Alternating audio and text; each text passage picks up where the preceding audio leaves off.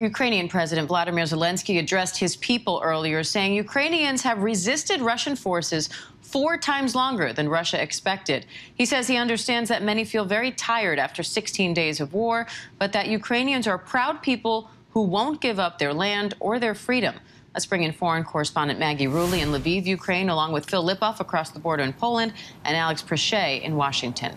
Maggie, a senior U.S. defense official says that Russian forces are closing in on Kyiv. What's the latest on the fighting?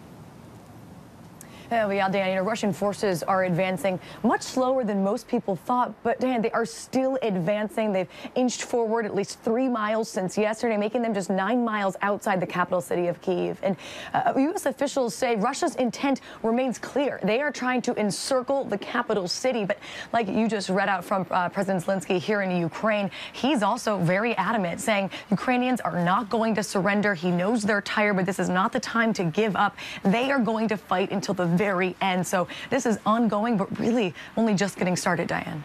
And Phil, Warsaw's mayor is now appealing for international help, saying the city is becoming overwhelmed by refugees. What are you seeing in Lublin, and what are you hearing about how Poland is doing in general? Well, Lublin is a little bit different from Warsaw, where we are now, Diane, because so many of the refugees come across the border and want to come here to Warsaw. It's a city of about 2 million, and there, we know, are hundreds of thousands of refugees here in the city. The mayor is making that plea for a very real reason. We saw it yesterday. We went to a sports arena that usually basketball is played there. Now it's got 300 beds. We talked to the head of social services for Warsaw. He tells us there are about 2,000 beds set up in this city for refugees. And there are hundreds of thousands of refugees here. He needs help because more refugees are also coming across the border, Diane. And Alex, President Zelenskyy now says that he's ready to talk directly with President Putin. What's the latest on the diplomatic front? Well, Diane, that news coming from a deputy of Zelenskyy telling a U.S. news outlet that President Zelenskyy is willing to talk and ready to talk directly with Russian President Vladimir Putin, but that deputy adding that Zelenskyy was not willing to concede or have any compromise to some of Russia's asks. So it's really unclear what could be what could be gained from a meeting like that right now. And Maggie, President Zelenskyy says that many regions of Ukraine now have no water, no power, no heat. How are people there getting by?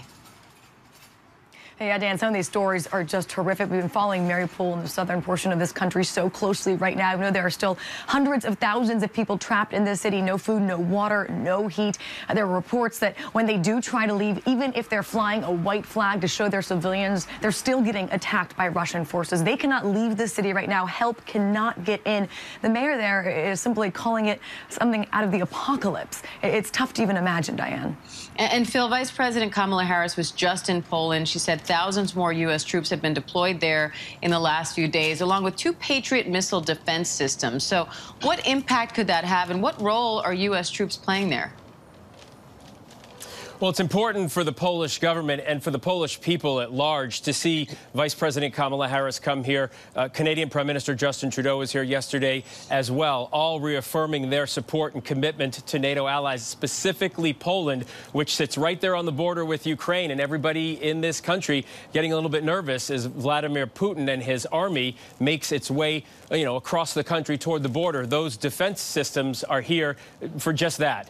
Defense. Nothing in this country right now, not the American troops or those missile systems, are in any kind of offensive posture. And Alex, President Biden is expected to announce new economic moves against Russia this morning. How significant is it if they do go ahead and change the trading status of Russia? And what more can the administration do? Well, Diane, this is very significant. I mean, first, going against Russian gas and oil was the big one, right? But these increased tariffs on things like precious metals, stone, iron, fertilizer. We could see if tariffs start affecting alcohol, maybe even some food that comes out of Russia, continuing to constrict Russian pockets and definitely getting Putin's attention. All right, Maggie Rulli, Alex Prechet, and Phil Lipoff, thank you all.